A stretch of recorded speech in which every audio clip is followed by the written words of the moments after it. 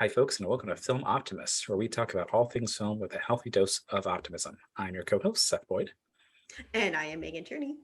And folks, by the time you listen to this, it will officially be what we in the States call spooky season. So That's we're going to right. do a couple horror movies back to back. Before we address that, Megan, how are you feeling about the transition from summer to spooky season? Oh, I was a spooky girl. I am really missing it. Like I really got into it like during the pandemic. I felt I had like Mm, I did the whole shebang, like Halloween party.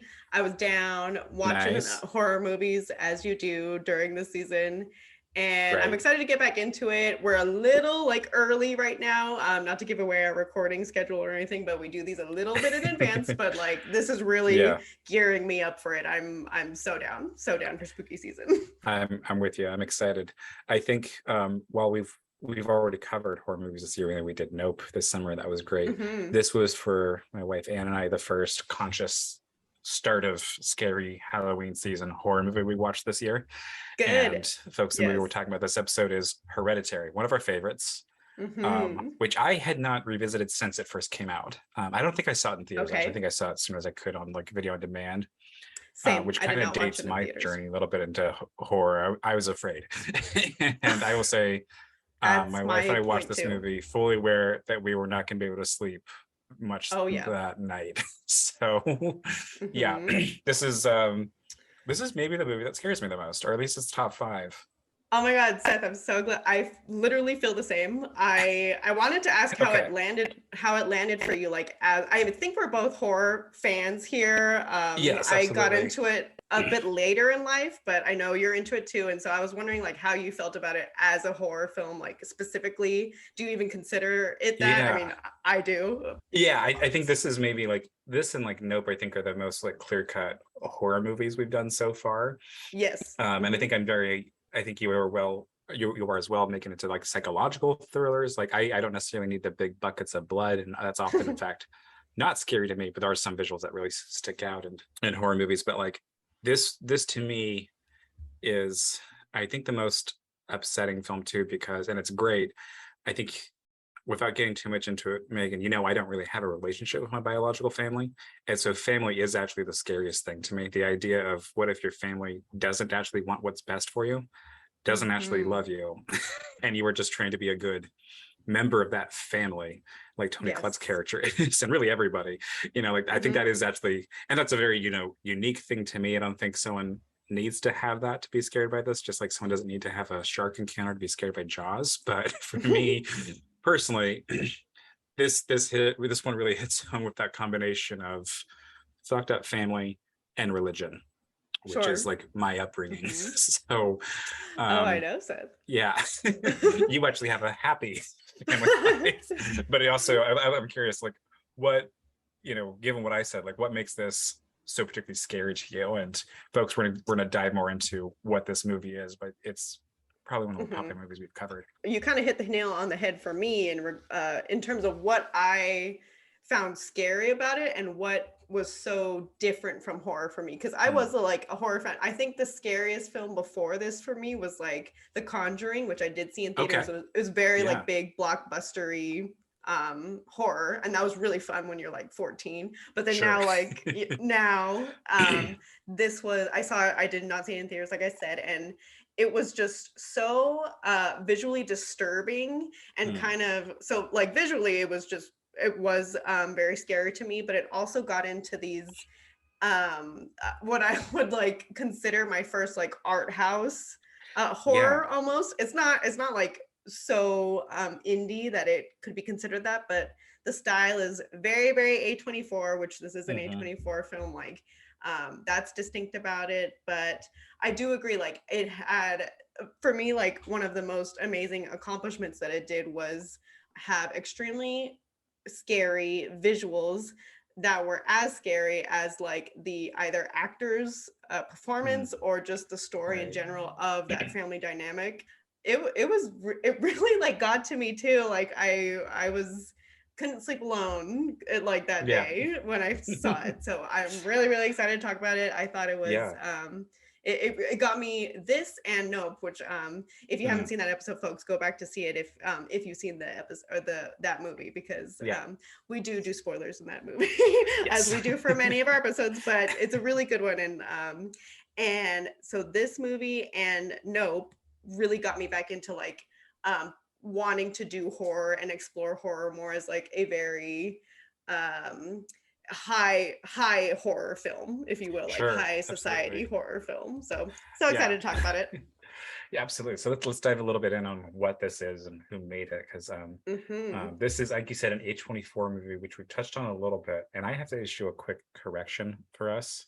We talked about in our Lighthouse episode, how A24 is this, to my knowledge, our knowledge, the only studio that has such a clear aesthetic. And I completely forgot about Studio Ghibli, which has a much more clearly defined aesthetic and is a much older example. So we fuck up too. So just getting that out of the way. That being said, though, A24 is a much more broad one, but definitely like there's a theme, there's a feel to it. That's and most of their famous movies, and most of their most profitable movies, which Hereditary was for a while, are horror movies. And so this is from Ari Aster, who also made Midsummer, who cares how it's pronounced, same thing, and is going to be making Disappointment Boulevard, which was unfortunately going to come out this year, but got delayed till next year with Joaquin Phoenix. So him and Robert Eggers are friends, and that's who directed The Lighthouse. We mentioned his episode. They're friends and contemporaries, and seem to be coming out with movies with roughly the same frequency. So it is kind of hard to talk about them without talking about each other, especially with their first two movies, Eggers being The Witch, being so much about family and folklore and Satanism and all that. So Hereditary is starring Toni Collette as the lead, with Alex Wolff, Gabriel Byrne, and Miffy Shapiro plays the young daughter. Gabriel Byrne is the father, and Alex Wolff is the son, and Toni Collette is the mother, her own mother recently died. And actually the first scene we have here is her mother's funeral, and you get the sense that no one's really all that upset about this. It's one of the most perfect awkward funerals I think in film history, and it's becomes abundantly clear pretty quick in the movie that this was not a good relationship. It was and I really like the way that that's handled in the movie. Gabriel Byrne is one of my favorite parts of this movie, just a dad who's really just trying to do his best to keep everything together. He was tragic. Oh yeah, he is very tragic, and you have moments of him kind of checking with his kids, saying like, "You doing okay? Do you feel anything?" It's like, "No." It's like, "That's all right," which normally under most circumstances, not feeling anything for grandma being dead is not a normal reaction, but here it's endorsed, encouraged, maybe. Sure.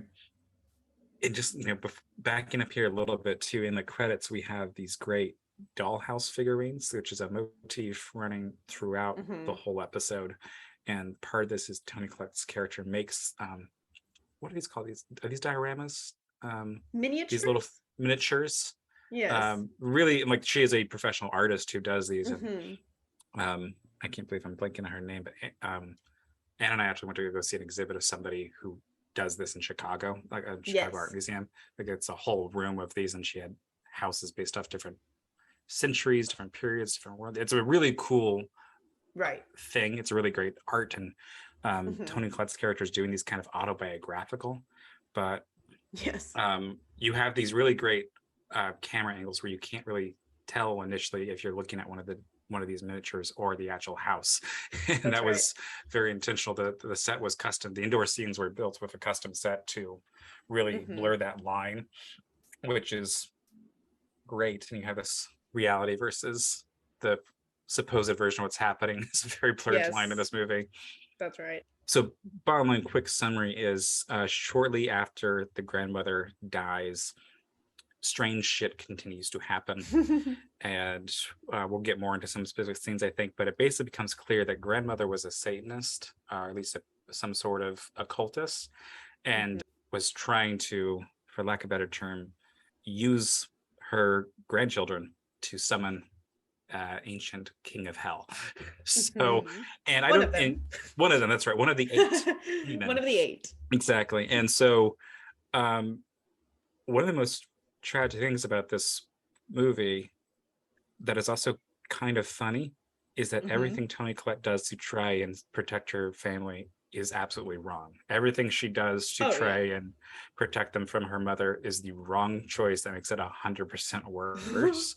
And it's a really bizarre, like you have at the background of this horror movie, screwball comedy, There you know, is. Oh my right? gosh. There were Um, many, in a second watching of it, there were many little instances of like mhm, screwball comedy that, because right, at first I was just so blindsided by how scared I was. And I think that a right. lot of like first time viewers would be. But I think that like it could even get in the like genre of being a little campy almost, like Yeah, some of the visuals and stuff going on. But I personally don't think so. I think it's like it's right on par. But I yeah. agree with you, Seth. There were so many little like instances that made me laugh. They were very Right. funny. And you know, and I think largely because we're doing this shortly after Mulholland Drive episode, Yeah. I was noticing a lot more Lynch influence than I did Yeah. initially. And, one of those is that kind of tragedy, but also Hmm. comedy, you know. Um, Yes. and there's we'll have to eventually do a Blue Velvet episode. There's a cut in this movie that Blue Velvet famously has too, where it kind of goes down into the little weeds. Like you have a cut of the grass when the Ah. uh, coffin is being descended to see the underbelly. So Uh-huh. that's Hmm. a reference to that, but also just like the fact that most of the communication people aren't actually responding to each other, especially with Toni Collette's character and her Right. family. They're saying Hmm. things that don't actually acknowledge what the other person said, and Yes. Absolutely. which is, you know, and there's some fun classism in this too. Hmm. They're in Utah, and they don't really take any stabs at Utah. There's not like, oh, these people are Mormon or any comment like that. Yeah. But it's a beautiful house, and it's Hmm. surrounded by either aspen or birch trees. But one other thing that's terrifying about this movie is they're always like 40 minutes from everywhere. You know, it's Yeah. like going to the hospital Oh. or something. Is they're kind of, there's maybe a few houses around them, but they are pretty isolated. Right. But so you do have this on the surface. It kind of at first view, it just felt like, oh, this is kind of a waspy family that doesn't really communicate well. But Yeah, that's right. there's more going on there. What did you think about the house, Megan? I really liked it. I'm glad you mentioned and reminded me about the that it was specifically a set to make it look Yeah. like those miniatures. That's a really cool element of it. I you're right. Like I think this movie's also very, for me the pacing is kind of perfect, like act one, two, three, very Yes, like that's true. linear for me. Mhm. Not that that's like the perfect layout of a movie or anything like that, but this, for me, it's very distinct in this one. And act one does kind of lead me to believe that this is just kind of a stuffy family that has all these weird issues with grandma who passed away and the mom, Right. and the house kind of like this the broadness, like, or in the grandeur, I guess, of the house Mhm. kind of leads you to believe that. But I mean, it's very, very beautiful also. I love, I think that what this movie does so well is like every little aspect of it sets you up in the real world to think that everything's like peachy, everything's fine, Right. but it gets twisted on its head so well. And that is what I find also extremely scary, is like these elements that could be beautiful, which I think he does in Midsummer a lot too. Like the whole Right. thing is beautiful almost, which we could talk about a little bit too. But Yes. in this one, it's like the whole universe around them is very like normal, almost grandeur, but then it gets turned on its head, which I really like. Yeah, you know, some of the most like haunting scenes in this movie happen with what appears to be the golden hour appearing, you know, like with this golden light Hmm. coming in through That's the right. windows. And that was something that's like, it's not a mistake, because it's, you know, Yes. it's a great director, but there's moments where it's like, wait, isn't this night, but why is it so bright outside? But Hmm. again, not a mistake. Also plot, I think, especially as we get more towards the end of the movie, which is Right. something he really took to the next level of Midsummer, because that movie is mostly taking place during the bright Bright daylight. Hmm. Norwegian, Sweden, I can't remember, Scandinavian light, you That's know, right. bright Yeah. summer, mostly outdoors. So you Hmm. have this is a movie also kind of fun to watch with that in mind about what he did next. Yes, I But agree. yeah, you have a lot of horrifying things happening in this house with this beautiful golden light coming in that we don't normally associate with people being accidentally set on fire or things of that nature. Oh, I have to ask, was there so there is like I think the most like maybe most famous unexpected scene in this movie, sure. which we're about to spoil, is the death of the daughter. Right. How did that hit you the first time, and how did that hit you this time? And then we'll describe what it is, or if you want to describe what it is, go ahead. Sure. Well, I think a lot of people do know of it finally by now. So, Yeah, if you don't know, the daughter also horrifically dies in this movie in a also another very like not it's not funny, but like the teenage boy like not caring about his little sister aspect, right. which it brings another element of horror to it as well. It's like apathetic family values Mm. come into play, and he's driving very very quickly home on like a dirt road basically because she is having a allergic reaction to peanuts that he or yeah, or almonds or something like that, nuts in Yeah, other nuts in words, general. nuts in general, very very intense reaction, because he brought her to a party that he didn't want to tell his like grieving mother about, that he was going to, he was sneaking out basically. Just pretend he was going to like a school picnic and Yes. had to bring on little Barbecue. sister. He's just trying to get laid. Yeah, that's right. That's right. And so he's frantically driving home, and she has her head out the window, and it gets decapitated by a telephone pole. And of course, when the first time, I also think that that's a big turning point in the movie. Like Oh, absolutely. it amps it up right away because it's almost funny. Like for that first, it may be like 15 or 20 minutes. You could almost say that the movie's like a slow burn, but Yes, I mean, after that's that, a great point. the pace is just insane. It's crazy. But so that's a great like initial turning point, I guess. I think that And is so it's Act Two after that happens. that's Yeah. that's is what I think what I was trying to say. Yes, Yeah. Act Two begins. The horror shit happens, and of course, yeah, it was really impactful. This is one of those moments where I was almost like, that is like it could almost be campy because of Right. how horrific it was, but it's done very well. I would say like this movie isn't bloody, but there is a lot of body horror, like probably the Mhm. most body horror that I've seen in a movie, because like they do show like the head and lots of like insects, animals and stuff like that. So if Mhm. you're into like, or if that stuff gets to you, this will get to you. You have a lot of Um, decomposing body that's parts. right. Yes, Yeah. yeah. So a lot of body horror going on, as opposed to like gushing blood gore like Right. that. Right. There's actually, I Um, think you're right. There's very little blood in this, but there is like there is. there's the very graphic depiction of verbal depiction of like the black muddy blood that's on the head Yes, and the that's body, true. and yeah. So it was graphic, but like it does strike you because I think we're used to, or horror for a long time was used to that gore, that gush of like blood and stuff like Right. that. But it's just very much not that. It's actually, you're right. It's more related to decay, Hmm. which is kind of interesting. No, that's exactly right. And yeah, it is a very slow movie until that happens. And it's not like Right. it's a million miles a minute, but like prior to this, one of the major plot points where you realize stuff is more complicated is Toni Collette's character is saying she's going to go to a movie. She's clearly not going to go to a movie. Mm-hmm. We don't know where she's going, but she's going to a grief counseling, and Yeah. it's a grief counseling group, and is defensive, doesn't want to talk at first, and then just kind of gushes and says all of this horrific family stuff about her. There's so many clues too in rewatch about what's actually happening, because she just has this thing about like, oh, my brother killed himself at 16 and said it's because my mom was trying to put people in her, which is exactly what the mom is trying to do Yeah. to the daughter and the son.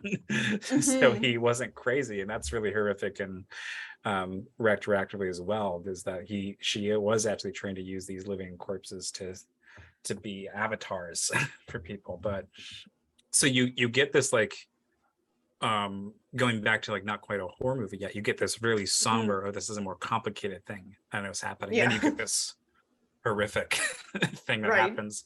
But what happens afterwards I think is particularly fascinating, because Alex Wolff is truly traumatized in a Mm-hmm. way that I think is very accurate. He Yes. just drives home.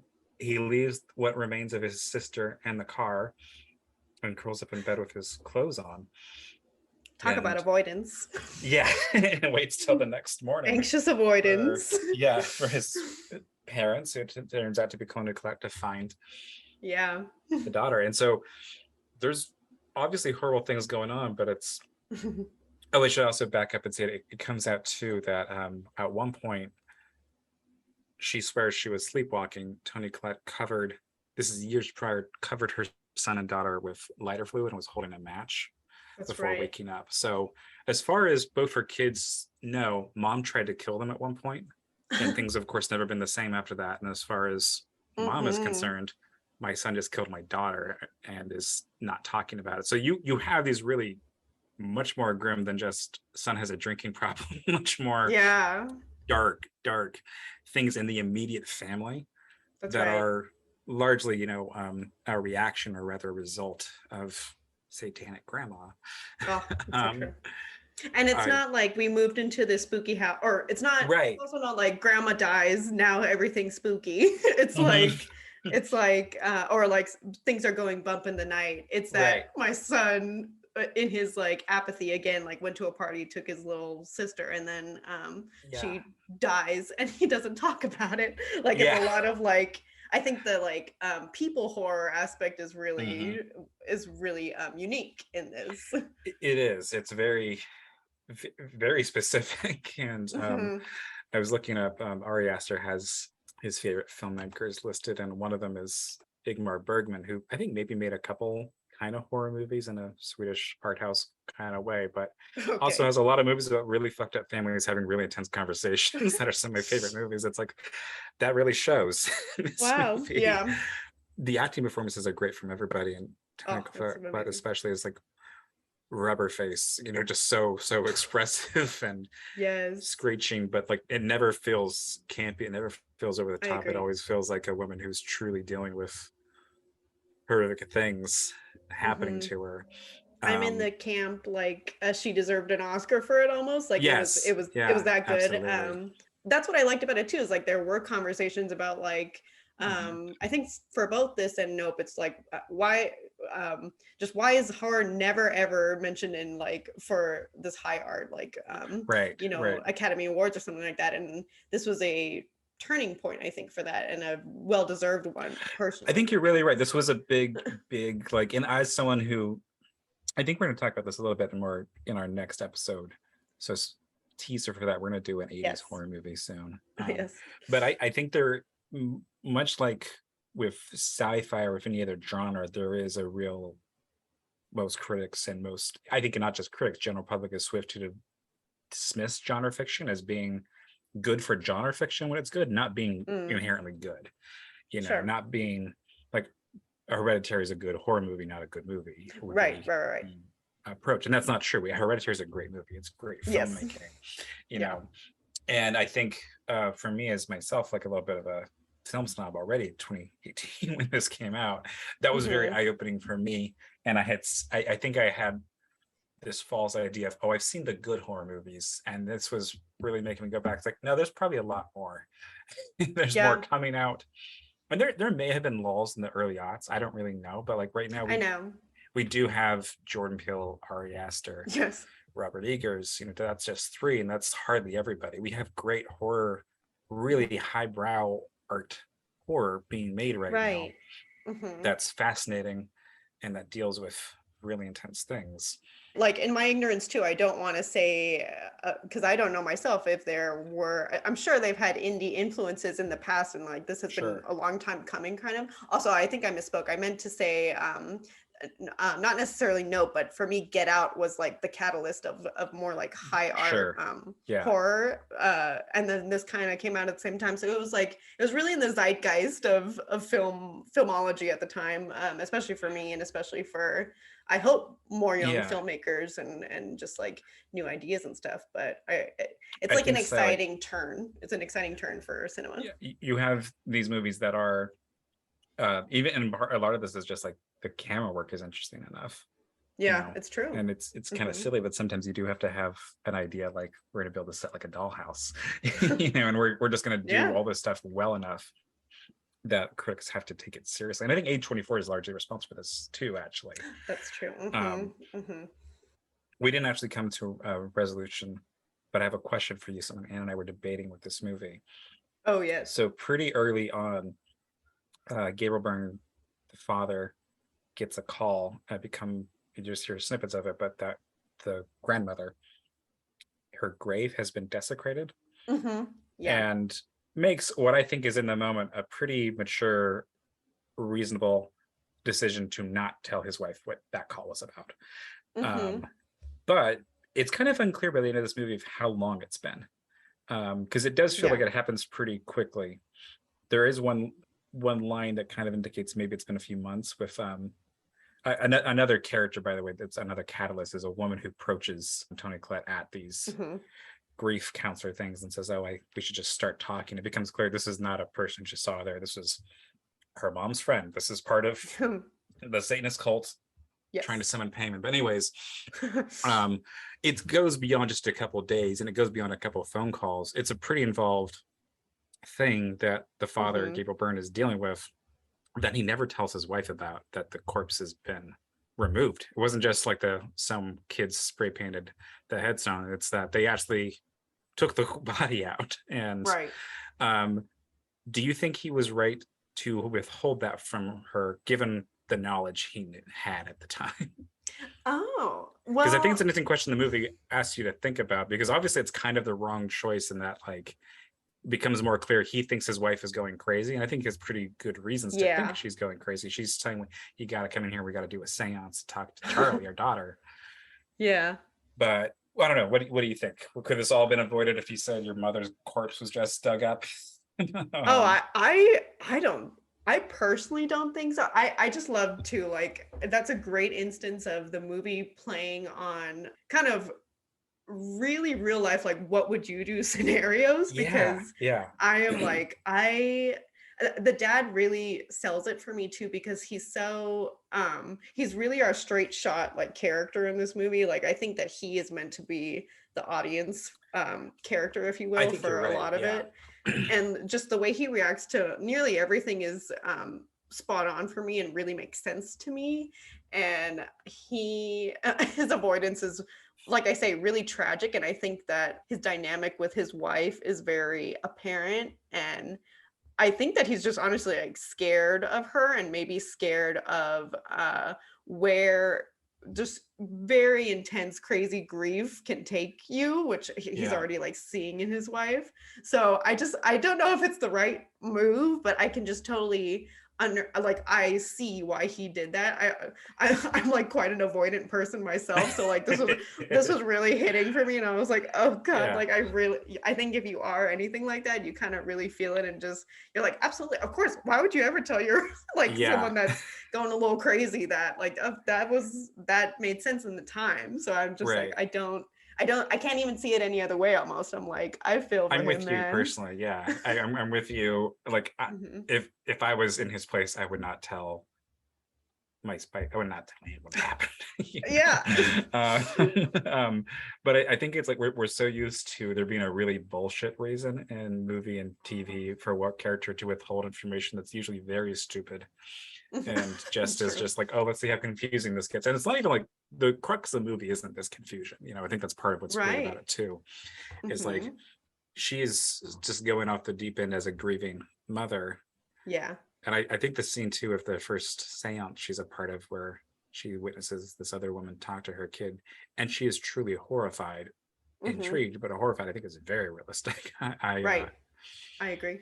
I personally don't believe in the afterlife, but even if there is, I don't want to talk to anybody on that side. So, you don't want to find out?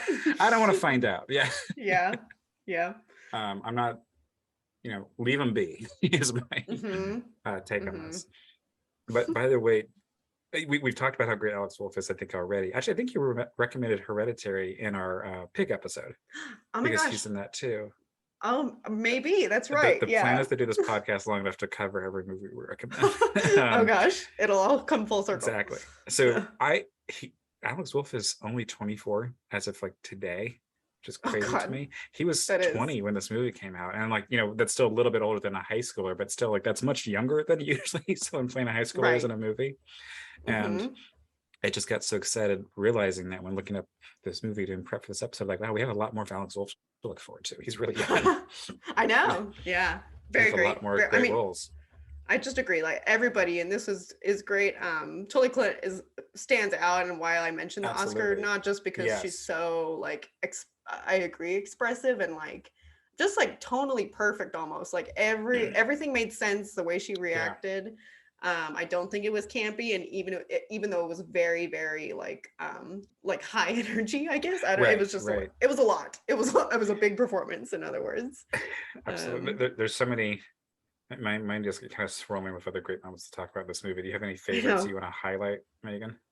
Well, there's an aspect too of it, Seth. That, so for me, another really scary part of this that I think kind of reminded me of Lynch too Mm, is kind of dream sequences. right. One, which there are some in this, and which you mentioned, like she had That's right. very intense nightmares, which Yeah, does remind me of Lynch. But also, that's there's an absolutely. element that you touched on too.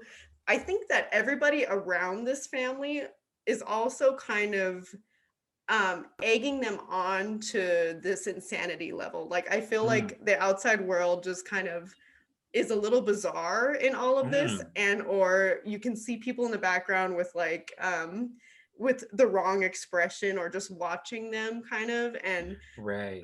in a second watching I could really see it, and so I was like that really it's maybe subtle, but it really like eggs on to the feeling of like of putting ourselves like I guess in Toni Collette's character, and just like feeling very very seen and exposed without like despite them being in a community, it's kind of like they're Right. not like they feel very alone to me. And so I love the element of the outside world is like twisted as well, and you're it really creates like you're alone in this, like you're kind of you're going through it, like yes it's happening, and there you can't really escape for outside help or something like that. It I think it really creates that for me, and it just kind of creates that like effed up feeling that Right. Lynchian Right. Yeah, films seem that's a to great do. point. And that hadn't occurred to me. You're absolutely right. Yeah, there is, Hmm. even when Tony Collette goes for help for a support group, it's like she doesn't get it.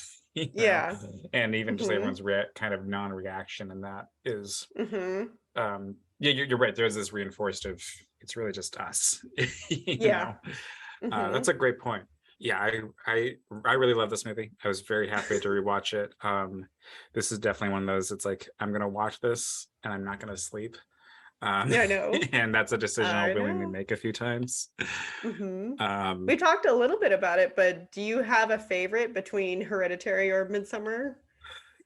that's a great question because, like, I think Hereditary is scarier to me, I agree. That's and I especially with the family stuff. So in a weird way, Midsummer is more fun to watch.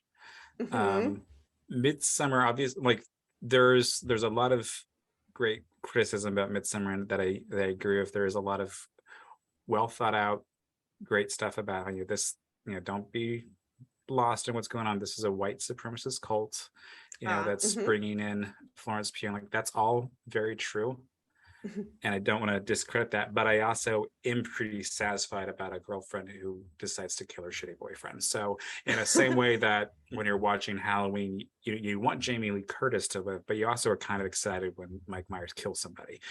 So there is like, you want the character who the film is telling you to root for to be okay, Hmm. but Yeah. it's not horrible in a horror movie to root for a kill from the monster. Yes. And I think Hmm. in Midsummer, you do have some stuck up, snotty assholes kind of get their comeuppance in a very extreme, Yeah, yeah, violent yeah. way that I, of Hmm. course, don't endorse in reality, but I do endorse in a horror movie. So I think Sure, there is that sure. level of fun that, like Us has a lot of that, Yes. has that slasher thing where not only is it fun that they're fighting back, but also like Tim Heidecker having a horrible time is kind Right. of fun when these people have been reinforced as assholes so much. Um, Hmm. so I think maybe Midsummer might be the favorite, but Hereditary is closer to home. it's It's more scary. Yeah. it's more scary, and that's a weird scale. It's like It's kind of like the Mulholland Drive Blue Velvet question we had Sure. recently. It's like I can't tell. I think I'm gonna have to watch Midsummer again though and see. But there I is know. also like I think Ari Aster challenged himself a little bit more because it was his second movie, Hmm. and he had a hit with this, and so there's maybe some more extreme things Yeah. being accomplished. Also, I really like folk horror, and there's obviously a major Yes. folklore element in this movie, but that movie is much Sure. more upfront. This is folklore. Like everyone is wearing Right. folklore garb most of the movie. You have the Hmm. maypole, you have all that, where rather than these drawings we have of King Payment and stuff like that. What That's about right. you, Megan? Though, is this what are your thoughts on Midsummer in general? I think, and how does it compare? What's your favorite? Yeah, I was trying to think of it too in prep. I like recently rewatched Midsummer myself, and I Yeah. think that for me, Hereditary edges it out just in being like in its initial like hit is just Mm, very was just very very strong. Like I was very struck by it, and I think that Midsummer like is accomplishing like playing around the most, I would say, with like horror genre, because that it was taking place in like broad daylight, and yeah. that it was like a very white color palette for the whole Yeah. movie. White and like bright full of flower color palette for the whole movie was like just like kind of a buzz thing that was going on. So and I appreciate all that. The movie looks very visually stunning, but I think that I agree like it Hereditary is certainly more like straight horror to me, and like because it's so straightforward in horror and that it was so different to me, it kind of was a bigger accomplishment, in other words, of like trying Right. to up this genre that we call horror, which I Right. think he did for me in the first viewing of it. So that's kind of like where I land on it, but I agree like Midsummer is it's also kind of like visually very beautiful and amazing, and I think that a lot of film people kind of latch onto that. But I think as for a genre as a whole, like Hereditary just kind of did something and was such a real, I mean, for a debut film, oh my god, I Yeah. can't even imagine. So like Right. very very jealous of his talent. I And think we could. So his budget for this was $10 million. I don't think we can do this, but I think you and I could do something good for $10 wow. million. Oh yeah, that's true, that's true, thank you, Seth, I agree. But he made um the box office was 80.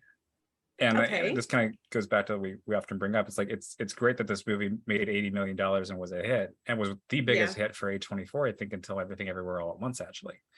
Um, Okay. and a Hmm. lot of that is, again, it costs $10 million, not 100. So Yeah. Oh um, God.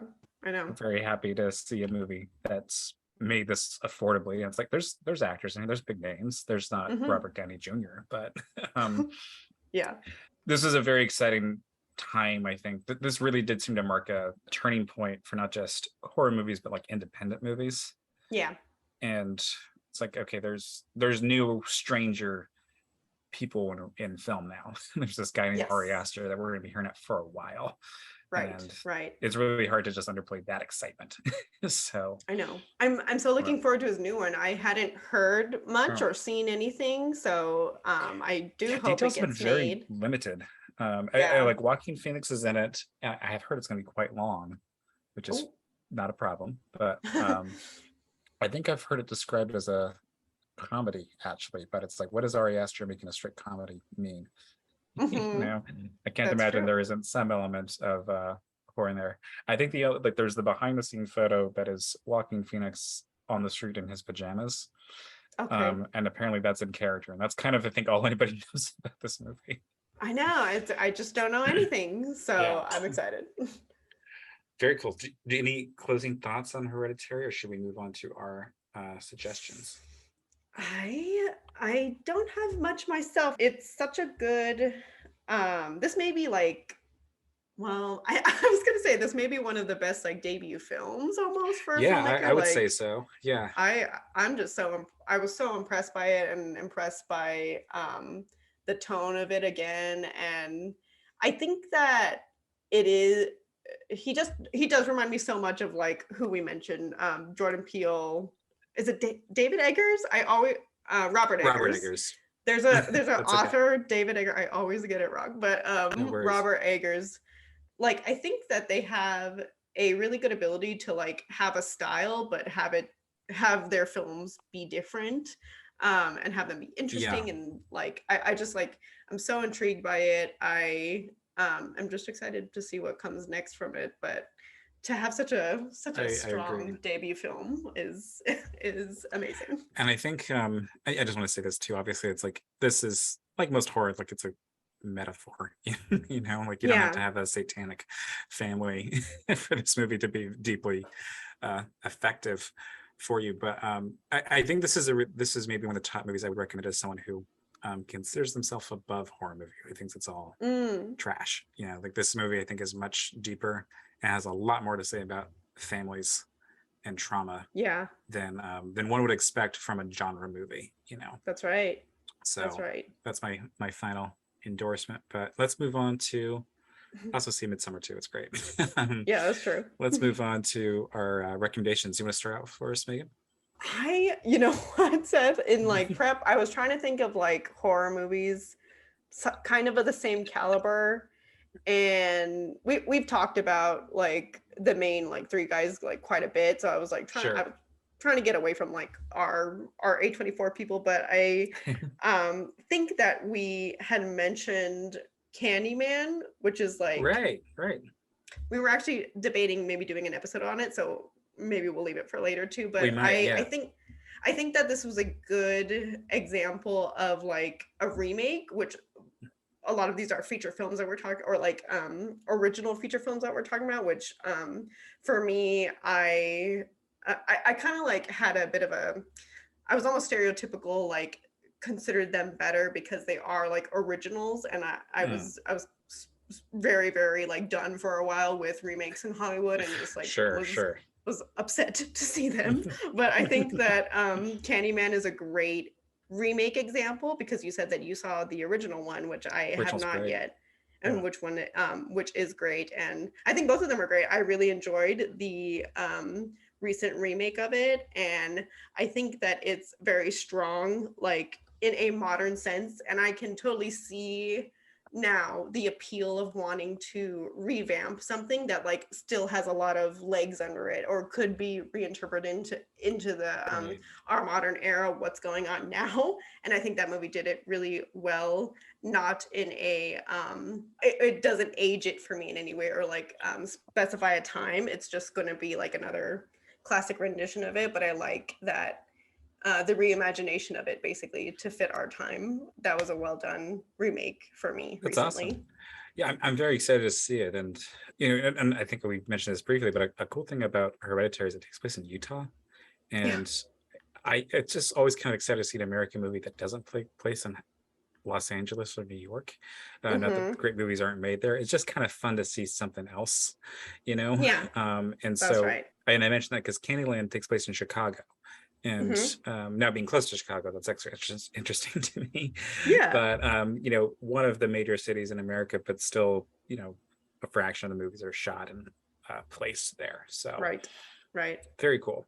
I'm excited to see the remake, and I'm glad to hear that because like yeah, there's so many remakes that seem very soulless. They seem very pointless. They seem Sure. like a cash grab, which is often the case in horror movies. You know, it's Yeah. like Mm-hmm. Tremors. The first one's a great movie, but there's something like 10 Tremors movies. I think they're still making them. You know, and it's like who? This is clearly just What? for the Yeah. completionist. You know, it's like I think they did a shitty remake of Texas Chainsaw Massacre this year. Oh, Like, it was like I a think Netflix many. thing. It's like, They've done so many. yeah, I mean, there's been many, but there was already like a new one. It's like this Oh is wow. the original's great actually.